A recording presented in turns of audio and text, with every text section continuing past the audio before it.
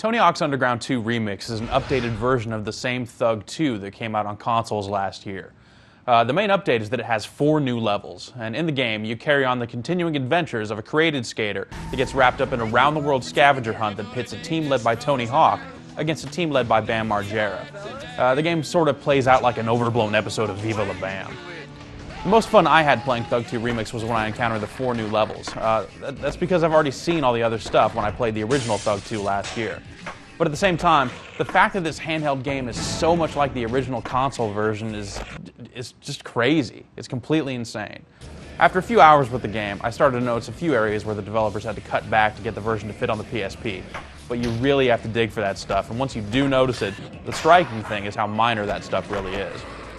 The game is roughly like every other Tony Hawk game, but has more in common with the first Tony Hawk's Underground. You'll create a skater, then get off to story mode and see what it has to offer. There's some pretty funny bits in there, and the new levels have been placed into the story mode, which makes for a nice change of pace if you're already familiar with the game. From there you can move on to the classic mode, which is structured a bit more like the early games in the series. You get the 2-minute run timer and stuff like that. On top of that, you can play multiplayer with up to 4 players. That's just local though, there's no internet stuff in there. The thing about this game that stays with you is how amazing it looks. It's got a really solid frame rate and the levels are large, they're big stuff. It's definitely well past what you would expect from a handheld game. It compares pretty favorably to the console versions of the game. You'll notice that the textures aren't quite as sharp, and it's unfortunate that it's missing all of the in-level speech, but these are really minor differences.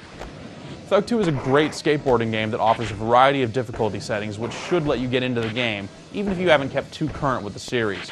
If you played Thug 2 already, there might not be enough new stuff here in this version to justify a full-price purchase, but if you missed last year's game, this is a great opportunity for you to check it out.